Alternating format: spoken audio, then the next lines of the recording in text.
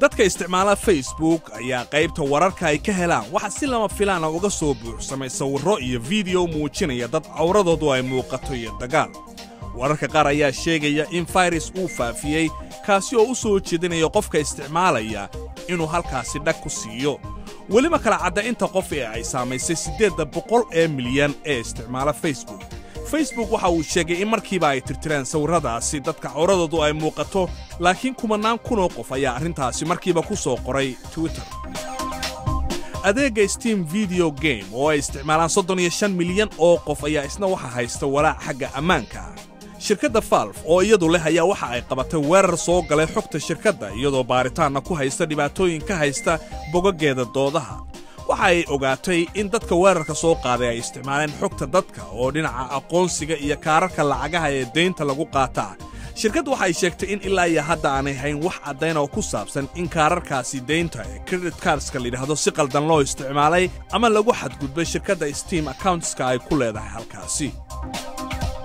shirkadda dhinaca online-ka wax ku iibisa ee weyn ee la yidhaahdo Amazon ayaa waxa ay bilowday inay beec geyso Kindle Fire-keeda waddanka Maraykanka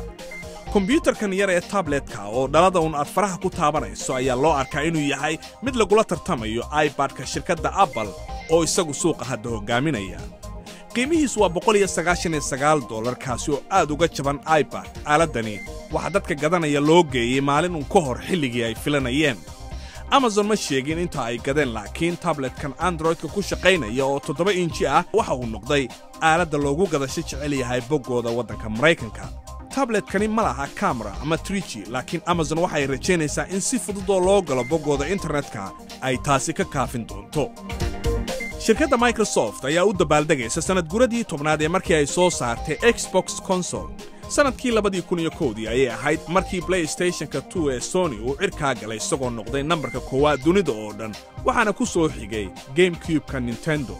iyadoo gacan ka helaysa magacyada sida sci-fi shooter Halo Xbox waxa ay samaysay suuq wanaagsan ee gameska Microsoft oo ilaa maanta socda waxaana lagu soo celiyay mar labaad aaladda Xbox 360 inkastoo uu mugdi galay isku halayntiisa maalmihii ugu horeeyay 360 waxa uu noqday konsolka labaad ee loogu gadasho badan yahay adduunka oo dhan